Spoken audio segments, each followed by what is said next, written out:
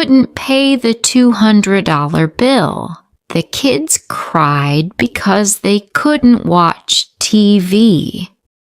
Richard cried too in the bathroom when he thought I couldn't hear. Tomorrow I have to tell the kids we can't go to Disneyland again. We can't afford it again. This is my life. This is what I chose. And tonight, everything changed.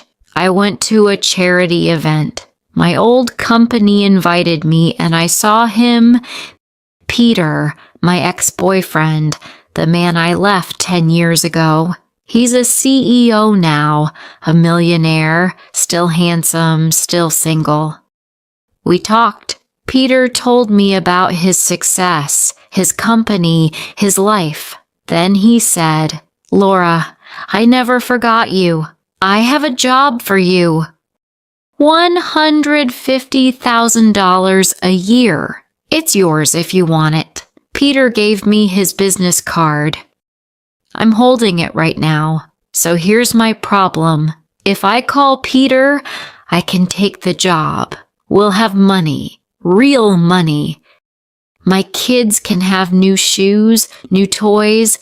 We can go to Disneyland. We can stop worrying. But Peter isn't just my boss. He's my ex-boyfriend, the man who loved me, the man who might still love me. Can I work for him? Can I see him every day? And what about Richard, my husband, the man I chose, the man who works 16 hours a day for me, for us? Would Richard understand? Or would this destroy everything? I look at the business card one more time. Then I look at Richard sleeping on our old couch. What would you do? Let me tell you how this started. 10 years ago, Peter proposed to me. Diamond ring, fancy restaurant. He said, "Marry me, Laura. I'll give you everything." I said I needed time. That night, I cried at my desk. Richard, the cleaner, found me. He said, "Are you okay?" I told him everything. He listened. He didn't judge. Richard said, "If you loved him, you wouldn't be crying." He was right. We started talking every day. Richard told me about his dreams. With Peter, I felt small. With Richard, I felt seen. 2 weeks later, Richard said, "I like you, Laura, but you're engaged, so I'll never say it again." I said, "What if I want you?" Richard looked at me. He said, "Are you serious?" I said, "Yes." That evening, I told Peter. I said, "I can't marry you." He said, "What? Why?" I said, "I met someone else. Richard, the cleaner." Peter's face turned red. He said, "The cleaner? Laura, don't be stupid."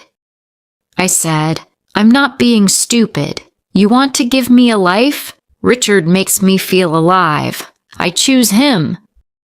I walked out. 6 months later, Richard and I got married. We were so happy, but life wasn't a fairy tale. We live in a small apartment. There is only 1 bedroom for 4 people. Richard finished his school last year, but he can't find a better job. I work from home as a designer. I make about $2,000 a month on good months. Yesterday, I met Peter. He offered me a job. $150,000 a year. He said, "You don't have to struggle anymore." He gave me his business card, and now I'm holding it at midnight trying to decide. We could pay off our debts, buy a house, and send the kids to good schools. I could call Peter right now and change everything. But what if old feelings come back? And Richard, Would this break his heart?